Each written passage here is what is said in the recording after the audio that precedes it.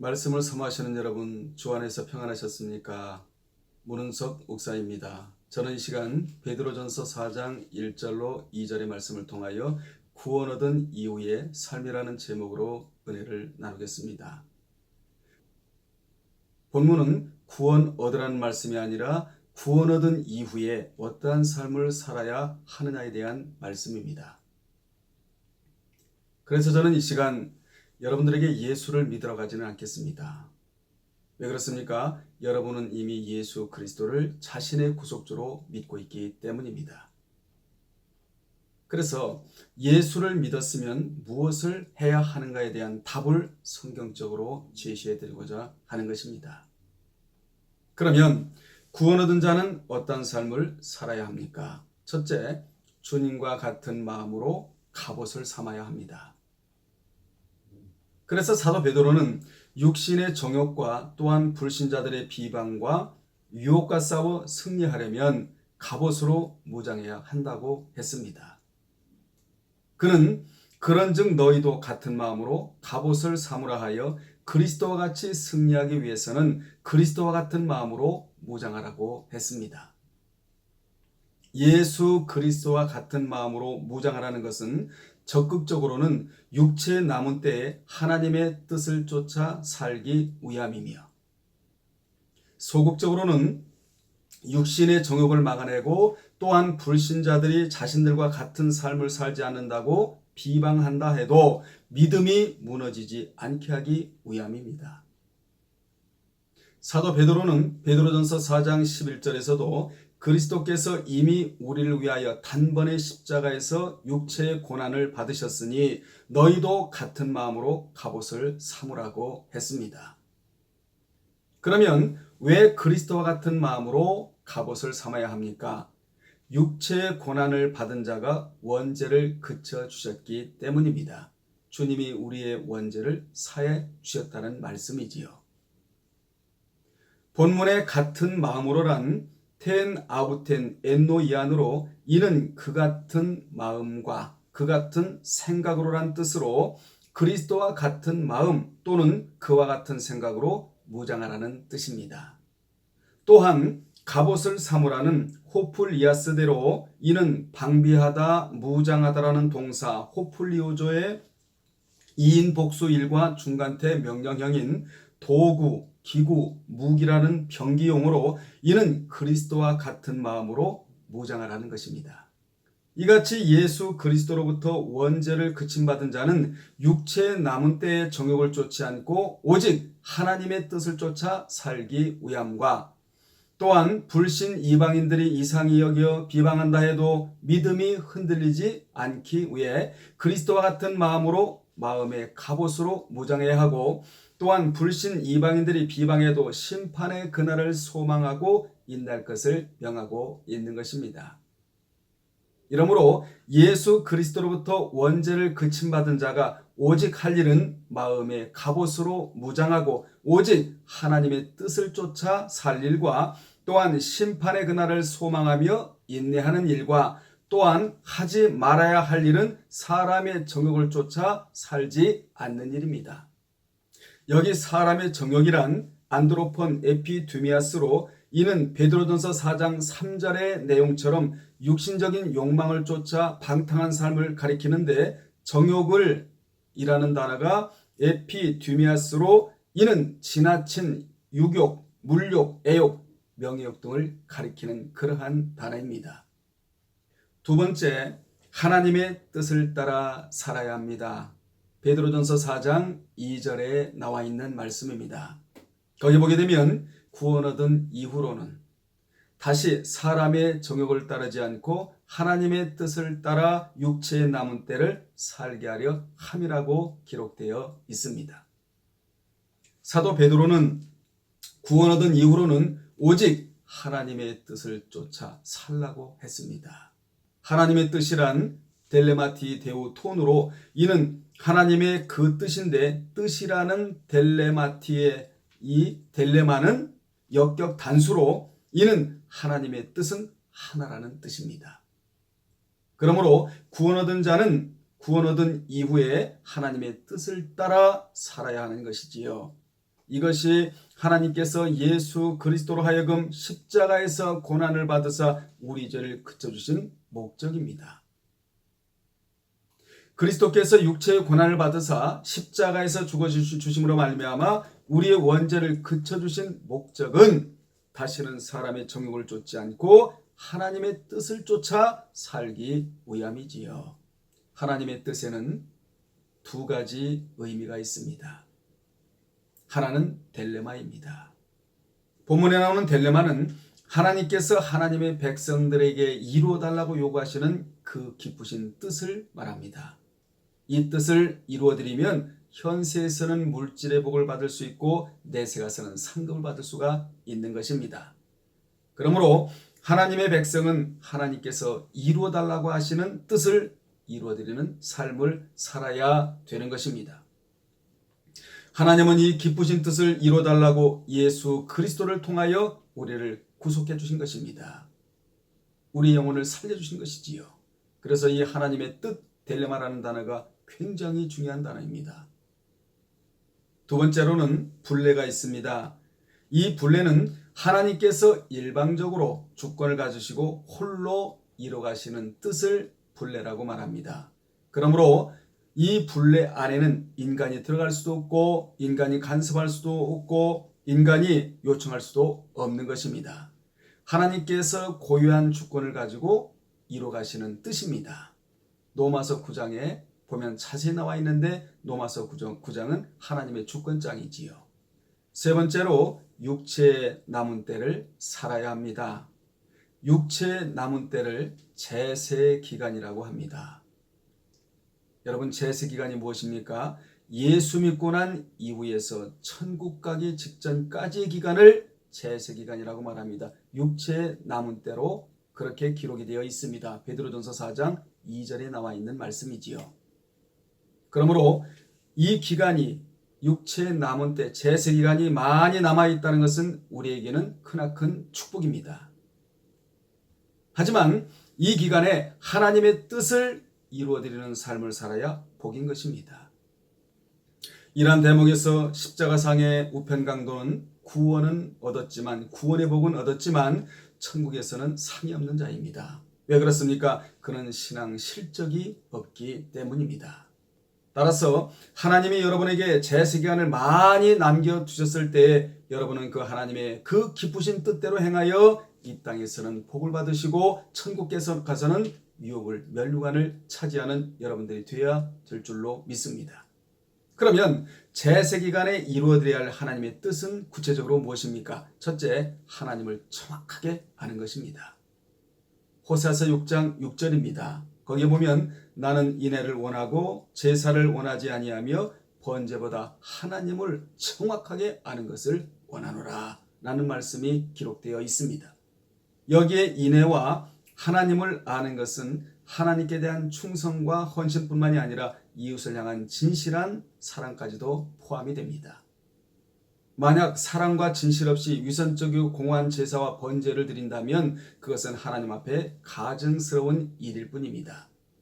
여기에 대한 말씀이 이사야 1장 11절로 17절, 아모스 5장 21절로 24절, 미가서 6장 6절로 8절에 자세히 기록되어 있습니다.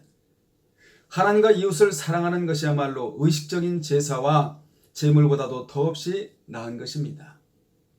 그래서 마가복음 12장 33절에서도 보면 또 마음을 다하고 지혜를 다하고 힘을 다하여 하나님을 사랑하는 것과 또 이웃을 자기 자신과 같이 사랑하는 것이 전체로 드리는 모든 번제물과 기타 제물보다 나으니다 라고 기록되어 있는 것입니다.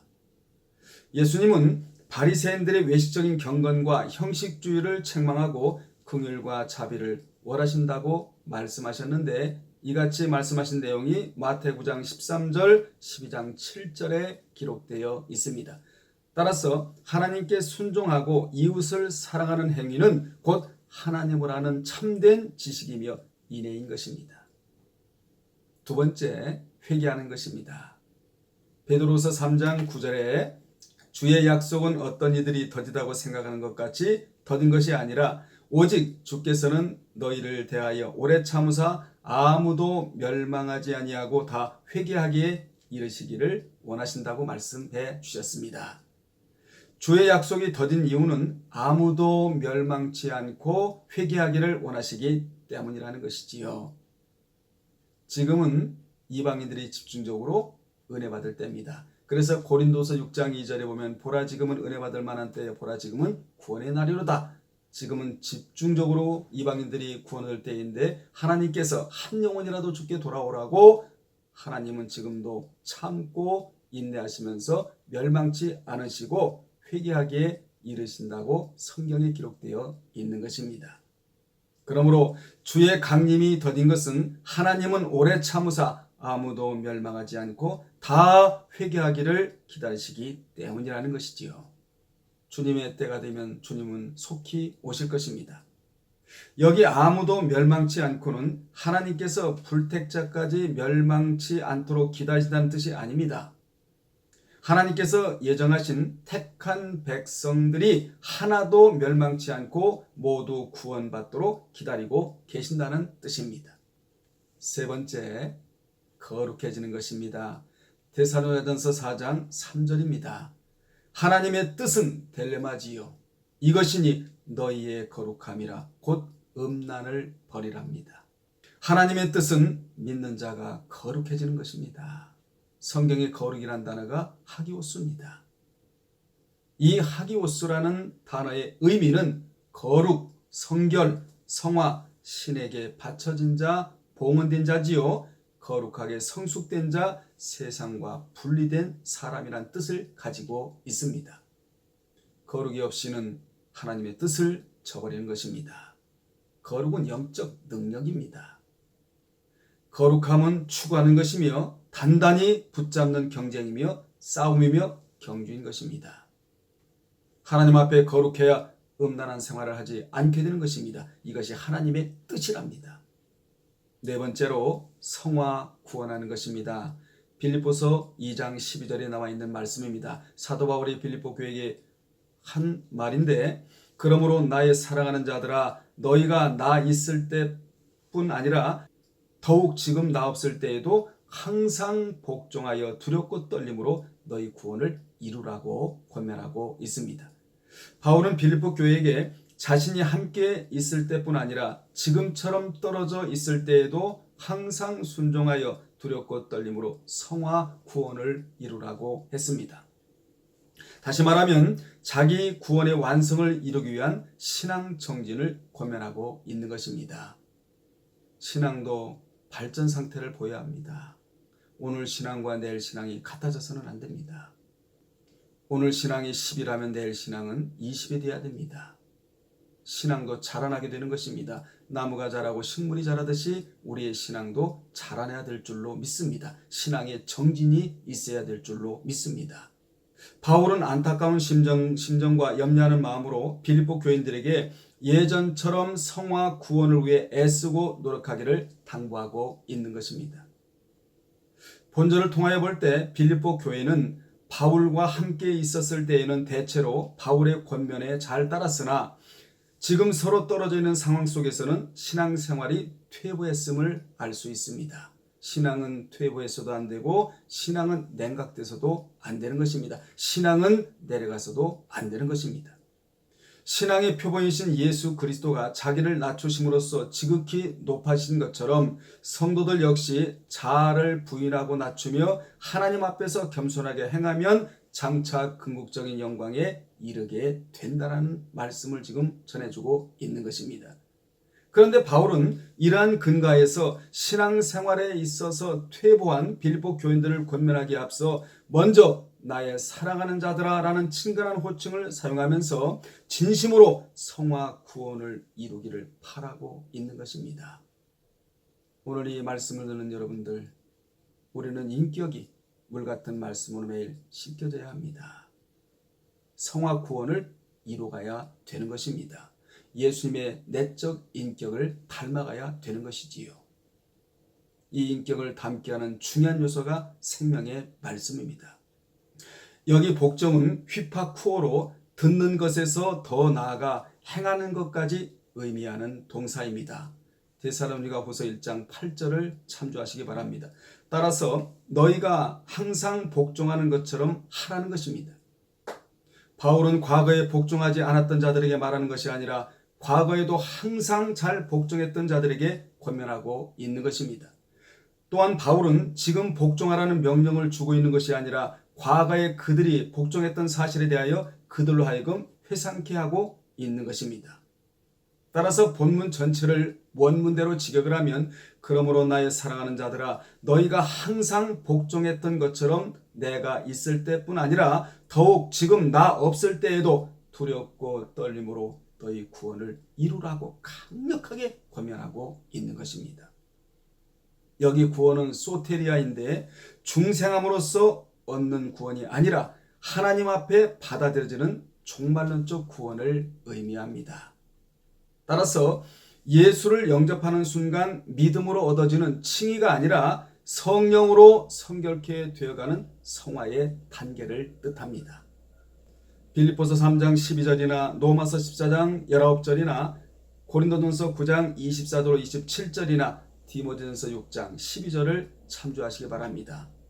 그러므로 이 구원은 완전한 모습을 이룰 때까지 이기심이나 불화 등을 없애고 영적 성숙을 위해 힘쓰라는 의미인 것입니다. 여기 이루라 굉장히 중요한 단어가 여기 나오는데 카테르 가조마이라는 단어입니다. 이루라는 성취하다, 실행하다, 애써 완성하다는 현재 시제 명령형으로 계속해서 실행해 나가라는 의미입니다. 다시 말씀드리면 구원이 완전히 이루어질 때까지 나태하지 말고 계속 영적 성숙 위에 힘쓰라고 권면하고 있는 것입니다. 믿음으로 이미 시작된 구원으로 끝난 것이 아니라 자기 자신을 부단히 성화시켜 나가야 한다라는 말씀이지요. 한편 구원을 이루는 데 있어서 필요한 태도는 두렵고 떨림입니다. 구원을 이루는 데는 반드시 이러한 태도가 요구된다는 것입니다. 두려움은 위험에 직면했을 때 느끼는 감정 아닙니까? 여기 두려움은 사물에 대한 공포심이 아닌 양심적인 두려움으로 하나님을 의식한 경외의 두려움을 뜻하는 단어입니다. 또한 여기 떨림은 하나님 앞에서 경외심을 갖고 서 있는 상태를 말합니다. 우리는 하나님 앞에 서 있을 때 믿음으로 서 있어야 합니다. 정결하게 서 있어야 합니다. 경외하는 경외심을 갖고 서 있어야 될 줄로 믿습니다. 이러한 자세는 하나님 앞에서 성도가 가져야 할 기본 자세로 성경에 자주 나오는 표현입니다. 이 떨림 현상은 크게 두 가지로 하나는 내적으로는 자아의 죄성을 발견할 때 이같이 떨림의 현상이 일어나고 두 번째로는 외적으로는 자기의 무능력을 인식할 때 오는 감정의 표현입니다. 바울은 빌립보 교인들이 하나님 앞에서 자신의 죄성과 영적 무능력을 인정함으로 인해 두렵고 떨리는 자세로 공동체의 영적 정진을 이루기를 권면하고 있는 것입니다. 바울은 빌립보 교회에게 내분을 없애는 해결책은 그리스도의 겸손을 본받아 그리스도의 마음으로 교회가 일치될 것을 말했고 이제는 그리스도가 하나님께 복종하신 것처럼 하나님을 의식하여 두렵고 떨림으로 복종하여 성화 구원을 이루라고 권면하고 있는 것입니다. 진실로 하나님을 강하게 의식하고 양심적으로 두렵고 떨림으로 성화 구원을 이루어 나간다면 언제 다투고 분열될 시간이 어디 있겠습니까, 여러분?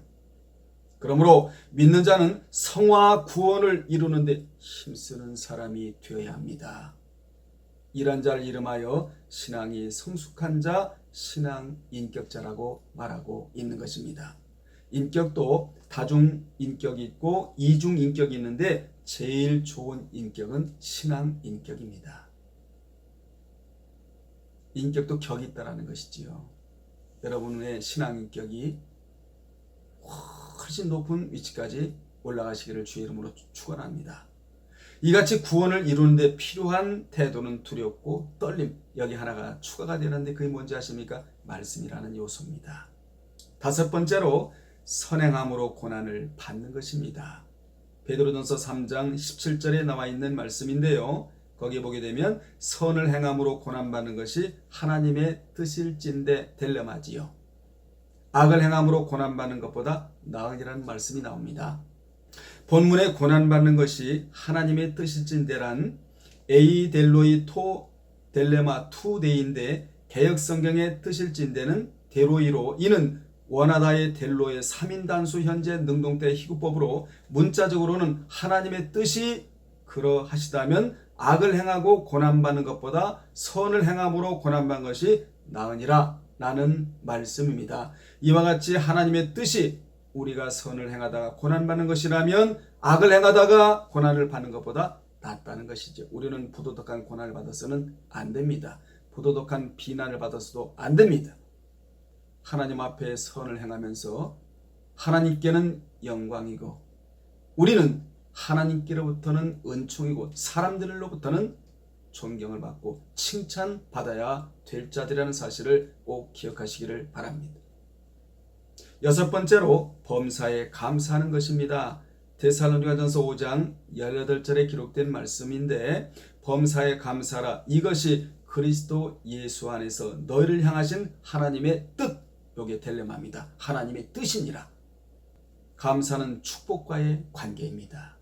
그러므로 감사가 나오려면 분명한 조건이 성경에 나오는데 그 조건이 데살로니가전서 5장 21절로 21절이 감사가 나오게끔 하는 조건입니다. 거기에 보게 되면 범사에 헤아려 좋은 것을 취하고 영적 품목을 고르라는 것이지요. 여러분 기도를 할 때도 우리가 영적 품목을 골라야 합니다. 그래서 찬양이 나오지 않을 때는 내 감성을 살펴야 되고 기도가 응답이 안 될 때는 기도의 내용을 살펴야 되는데 내가 하나님 앞에 지금 어떤 기도의 내용을 드리고 있는가에 대해서 우리는 늘 살필 줄 알아야 합니다. 좋은 품목, 영적 품목을 골라야 하는 것이지요. 범사에 헤아려 좋은 것을 취하고 악은 어떤 모양이라도 버려야 한답니다. 사도 바울은 감옥 안에서도 감사한 사람이에요.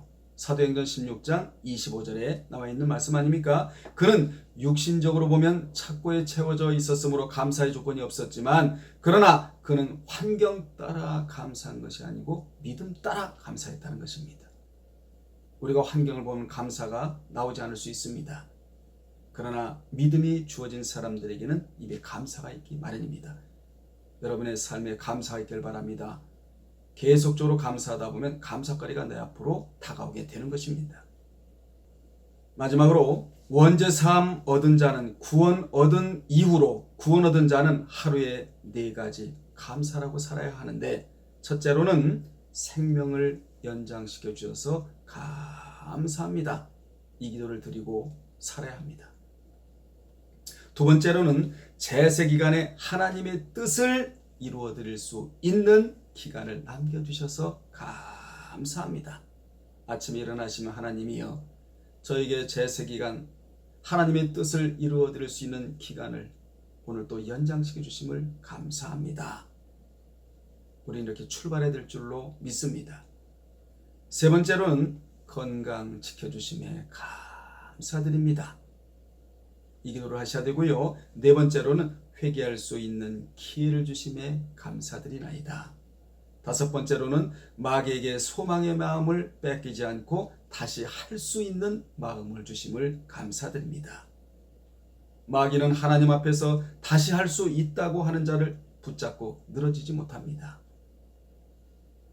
여러분은 원죄사함 얻은 이후, 구원 얻은 이후에 이 6가지대로 사셔서 즉 하나님의 뜻대로 사셔서 하나님께로부터는 칭찬받고 하나님께로부터 복을 받으며 내세 가서 상급을 차지하는 여러분들이 되셨으면 좋겠습니다. 이 딜레마 하나님의 깊으신 뜻 이것을 우리는 이루어드려야 하는데 항상 기뻐하라 쉬지 말고 기도하라 범사에 감사하라 이는 그리스도 예수 안에서 너희를 향하신 하나님의 뜻 이 뜻이 바로 딜레마인데 이 3가지를 체질화시켜 나가라는 것입니다. 생명을 회복받은 사람이 기뻐할 수가 있고 하나님 앞에 지속적으로 기도하는 자가 관계의 회복을 가져올 수 있으며 범사에 감사하는 자가 축복을 받을 수 있다라는 말씀이 데살로니가전서 5장에 나오는 항상 기뻐하라 쉬지 말고 기도하라 범사에 감사하라 이 3가지가 여러분들의 신앙에 체질화시키고 생활화시키고 습관화시켜야 될 3가지입니다. 그 안에 무엇이 들어있습니까? 하나님의 기쁘신 뜻 딜레마가 들어 있는 것이지요. 오늘 이 시간에는 구원 얻은 이후에 여러분들이 무엇을 어떻게 해야 하는가에 대한 답을 성경적으로 제시해 드렸습니다. 말씀에 큰 깨달음을 받으셔서 정말 이 말씀이 주는 큰 은총을 받아 누리는 여러분 되시기를 주의 이름으로 축복합니다. 다음에 또 말씀을 전해드리도록 하겠습니다. 여러분 평안하십시오.